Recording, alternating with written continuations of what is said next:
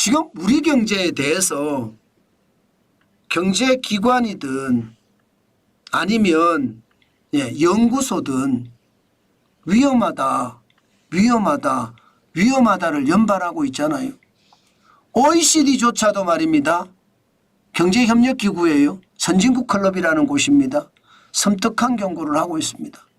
그 내용을 보면 정말로 불길한 조짐이 느껴집니다. 한번 보실래요? 어느 정도인지. 이건 내세웠어요. OECD는요. GDP 갭률 말입니다. GDP 갭률이라는 건 쉽게 생각하면 이렇게 생각하면 돼요. GDP라는 것은 한 나라 국민이 생산하는 총액을 GDP라고 합니다. 그중에 실질 GDP는 기준연도를 기준으로 계산한 게 실질 GDP예요. 실질 GDP에서요. 잠재 GDP를 빼면 그 격차가 나올 거 아니에요. 그 격차를 잠재 GDP로 나눈 값을 GDP 갭률이라고 합니다. 이게 마이너스가 되면요. 마이너스가 되면 실질 GDP가 잠재 GDP보다 밑돈다. 다시 말해서 성장률이 계속 떨어진다. 이런 얘기거든요. 그런데 2020년부터 보면 한 번도 말입니다. 이게 쉽게 말하면 GDP 갭률이 플러스가 된 적이 없습니다. 2020년 코로나 팬데믹 때는 마이너스 2.5%나 됐고요. 2021년에는 0.6%, 2022년에도 0.3%였거든요. 2023년 마이너스 1.0%입니다. 올해는 마이너스 0.4%고요.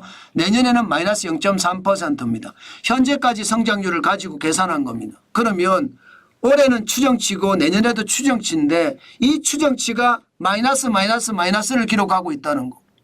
이것은 여러분 잠재 성장률보다 실제로 대한민국의 성장률이 떨어진다 이런 얘기가 되는 건가요? 그렇게 해석을 하셔도 좋습니다. 그만큼 말입니다. 상황이 진짜 어려워진다는 거예요. 저는 여러분 OECD 경제협력개발기구조차도 잠재 성장률에 대해서 굉장히 나쁘게 보는 것. 이것은 어떻게 생각하면 우리 경제가 전체적으로 총체적으로 좋지 않다.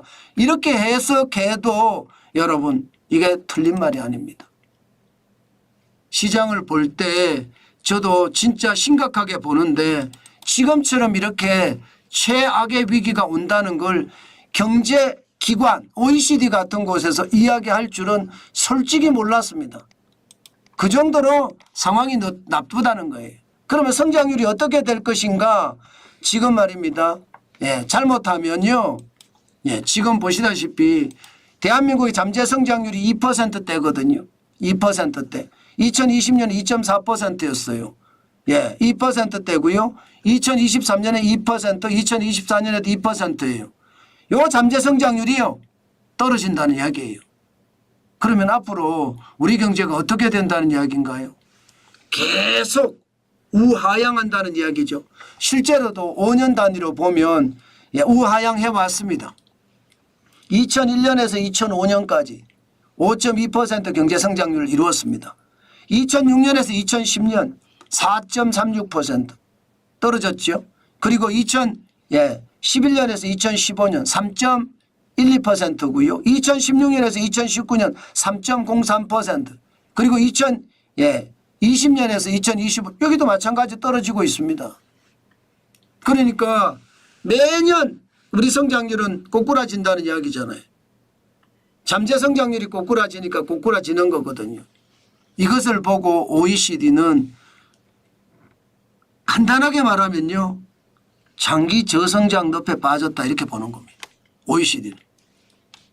이 지표를 보니까 결국은 대한민국이 일본식 불황에 갇혔다 이렇게도 보는 거고요. 제가 여러분들에게 저성장의 늪에 빠진 게 2022년 3분기부터 시작이 됐다. 그리고 2023년, 2024년 그리고 내년에도 저성장의 늪이 계속될 거다 말씀을 드렸는데 비슷한 맥락으로 이야기하고 있죠. 비슷한 맥락으로. 지표를 봐서 여러분들하고 함께 댓글창에서 공유도 하고요. 또 그러면서 집단 지성을 쌓아서 제 나름대로 판단한 거거든요. 물론 지표를 가지고 판단을 했죠. 그만큼 말입니다. 지금 대한민국의 상황이 참 좋지 않다 이렇게 이야기합니다. 예, 그 정도로 지금 어렵다는 이야기입니다. 사실 소매 판매 지수를 보면 나쁘거든요. 경제에서 가장 중요한 게 소비 아니겠습니까? 일자리가 제일 중요하고요. 일자리가 많아지면 소비가 늘어나고 일자리가 줄어들면 소비가 줄어드니까 그 다음으로가 저는 소비라고 생각하거든요. 소비가 2022년 2분기에 마이너스 0.2%까지 떨어졌잖아요. 그게 10분기 연속 떨어졌습니다. 그런데 더 놀라운 것은 2024년 10월에도 마이너스 0.8을 기록하고 있다는 것. 이것을 보면요. 결국 말입니다. 경제는 어느진단 말이 있어요. 어느진다. 무너진다는 말의 사투리인데 진짜 경제는 어느지고 있는지도 모르겠습니다. 그만큼 최악의 상태를 가져간다 이런 얘기예요. 문제는요. 저성장이 오래 갈 거라는 게 문제잖아요. 역대 정권들로부터 보면 성장률이 쭉쭉 낮아졌어요. 문재인 정부 때 2.4%까지 떨어지면서 역대 정부 중에 최악이었거든요. 윤석열 정부는 거기 또 떨어져요. 2.11%까지 떨어지고 있습니다. 지금 이대로 가면 윤석열 정부가 근래 들어 최악의 성장률을 기록하는 정부가 될 가능성 굉장히 높습니다. 결국 말입니다. 결국 대한민국의 성장은 잠재 성장률보다 점점 밑돌면서 저성장의 늪에 빠진다. 저는 그 말씀 여러분들에게 드리고 싶은 겁니다. 여러분. 가장 충격적으로 생각하는 것은요. 이제 저성장의 깊이가 깊어진다는 사실이에요. 저는 이게 더 문제라고 봅니다. 저성장의 늪에 빠졌는데 두 발로 디디고 서 있으면 익사는 하지 않습니다. 그런데 깊이가 자꾸 깊어지잖아요. 그러면 이제 두 발로 디디고 서지 못합니다. 그 다음에는 발이든 손이든 휘저어야 돼요. 그래야지 떠 있거든요. 그런데 문제는 그게 길어지면요. 발에 힘도 빠지고 다리에 힘도 빠지고 팔에 힘도 빠져서 가라앉습니다. 익사할 수 있다는 뜻이에요. 그 익사가 대한민국의 최악의 시나리오가 될 겁니다. 제가 아주 불길한 조짐이라고 말씀을 드린 게 그거예요. 저성장의 늪에 빠져서 길어지는 것도 문제지만 깊이가 더 깊어지는 건 더 문제다. 그 말씀을 드리고 있는 겁니다. 참 안타깝죠. 그런데 그게 현실입니다.